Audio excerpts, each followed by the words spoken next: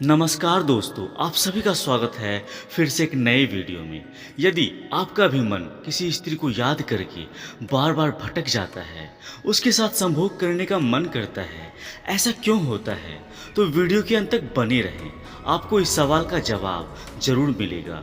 भगवान श्री कृष्ण कहते हैं कि किसी को अपवित्र किए बिना ही प्रेम करना ही एक पवित्र प्रेम है, क्योंकि ढूंढने से नहीं मिलते, आत्मा से चाहने वाले खुद भगवान ही ढूंढ देता है। वह शख्स जो दिल को सुकून दे, जो पूरी आत्मा से आपको चाहे, वह विधाता होकर भी विधि के विधान को टाल ना सके।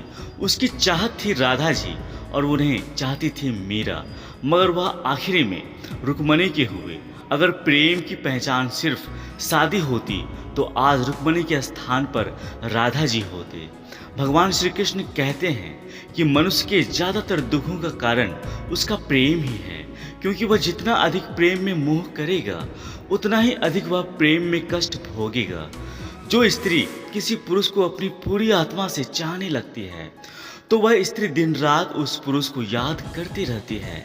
वह स्त्री बार बार उस पुरुष को अपने भीतर महसूस करती है। इसलिए इस भावना को पुरुष भी अपने अंदर महसूस कर सकता है और उस स्त्री की तरफ हद से ज़्यादा आकर्षित होता है और उसकी यादों में दिन रात खोए रहता है। यहाँ एक भावपूर्ण प्रेरणादायक संदेश है कृष्ण वाणी में, शैली में, उन लोगों के लिए जो किसी स्त्री को याद करके बार बार भटक जाते हैं।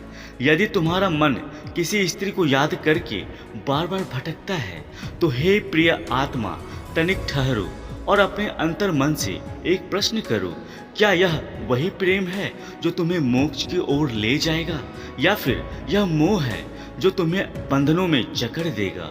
श्री कृष्ण कहते हैं, जो मन मेरे ध्यान में लगे वह ना तो संसार के आकर्षण में फंसता है और ना ही किसी रूप की सीमा में बंधता है। वह तो प्रेम को पहचानता है, परंतु आसक्ति को नहीं अपनाता। स्त्री रूप सृष्टि की सुंदरता है, पर यदि वह तुम्हारे ध्यान को भटका रही है, तो जानो तुम अब तक आत्मा से नहीं, शरीर से प्रेम कर रहे हो। प्रेम वह हो जो राधा जैसा हो, जहाँ विरह में भी समर्पण हो और मिलन की चाह से अधिक परमात्मा की अनुभूति हो।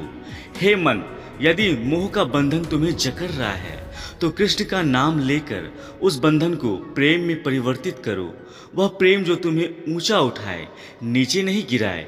जब किसी पुरुष का मन किसी स्त्री के प्रेम में भटकता है, तो यह स्त्री की ऊर्जा पर प्रभाव डाल सकता है, जिससे वह सकारात्मक या नकारात्मक रूप में अनुभव कर सकती है। अगर यह प्रेम सच्चा, पवित्र और आत्मिक होता है, तो यह दोनों आध्यात्मिक उन्नति का माध्यम बन जाता है। अन्यथा यह प्रेम भ्रम या मोह का कारण बनकर बिखर जाता है। जब किसी पुरुष का मन किसी स्त्री के प्रेम में भटकता है, तो इसका भावनात्मक, मानसिक, आध्यात्मिक और मनोविज्ञान एक प्रभाव स्त्री पर भी पड़ता है।